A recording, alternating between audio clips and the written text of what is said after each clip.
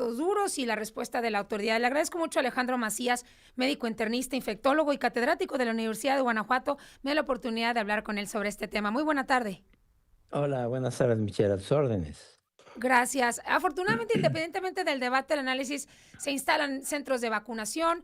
El director de epidemiología de la Secretaría de Salud confirmaba desde dónde vienen todos estos contagios y que una gran parte de llevarlo a todos los estados tiene que ver con el sector pues agrícola, los jornaleros que también van circulando en todo el país y lamentablemente van llevando estos contagios a lo largo de los estados de la República Mexicana.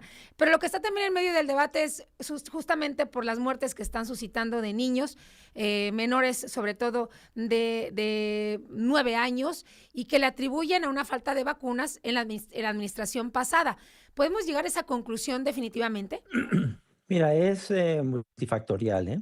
Sí creo Ujú. que el año que fue clave, donde bajó sustancialmente la tasa, fue 2019, porque en segunda dosis, que es donde se mide generalmente, bajó del 95, 97% en 2018 a menos del 80% en 2019. Casi todo el año de 2019 no hubo vacuna de sarampión, ¿eh?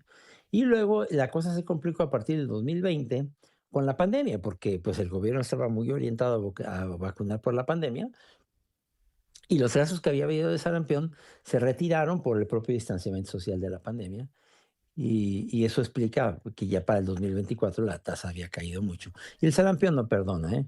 Cuando la tasa cae mucho, eventualmente viene un brote, que es la situación en la que estamos. Ahora, recuperar la inmunidad de la población, particularmente de toda la población pediátrica, no va a ser sencillo, ¿eh? Porque la inmunidad en esos grupos es un castillo de naipes.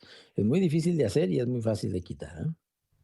Así es. Soy Robledo mencionaba que decidieron retirar la inmunidad, o sea, la vacunación, porque la Organización Panamericana de la Salud lo recomendó. Con todas esas recomendaciones, ¿un país debe retirar la vacunación? No, a ver, lo que recomendó la Panamericana de la Salud, la Organización Mundial de la Salud, fue que no se esperaran para la segunda dosis hasta que el niño cumpliera los 5 o 6 años, sino que se pusiera inmediatamente después, o sea, 6 meses después de la primera dosis que se ponía al año. O sea, que no se esperaran esos 3 o 4 años. Y eso es lo que se empezó a hacer, pero eso no cambia mucho la situación porque las tasas de vacunación pues habían ido cayendo durante la Ujú. pandemia. Doctor, también con datos obtenidos de esta entrevista que hemos tenido con el director de Información de Epidemiología de la Secretaría de Salud, mencionaba que cada vacuna va con una inyección, es decir, una y una. Pero vemos que en algunos centros de salud, sobre todo en la Ciudad de México, no se ha vacunado a personas por falta de inyecciones. Hay situaciones que vemos están saliendo de control. ¿Qué recomendación se haría para que se evite hasta este tipo de situaciones? Es decir, no dejar a las personas sin su vacuna. Sí, mira, Michelle, es que también es una situación extraordinaria la que se está viviendo, ¿eh? Mira, Ujú. México vacuna normalmente contra el sarampión unas 4 o 5 millones de dosis cada año. Ahora, para recuperar la inmunidad, porque hay que decir también algo que, pues es la verdad, o sea, la administración actual recibió una bomba de tiempo, ¿eh? Yo puedo decir que no es su culpa, pero Ujú. recuperar esa inmunidad que se perdió, sobre todo en los años anteriores, va a ser muy difícil porque de tener que vacunar 4 o 5 millones de dosis por año, vamos a tener que ir a 30 o 40 millones. O sea, estamos hablando de en órdenes de magnitud más lo que hay que vacunar. Ahora, no solo es tener la vacuna y comprarla, es distribuirla en todo el país, ¿verdad? Y estar asegurando que esa distribución sea la adecuada. Puede ser que esté en el almacén la vacuna, correcto, pero en un determinado centro de vacunación se terminó y tener toda la logística alrededor de eso va a ser muy complicado.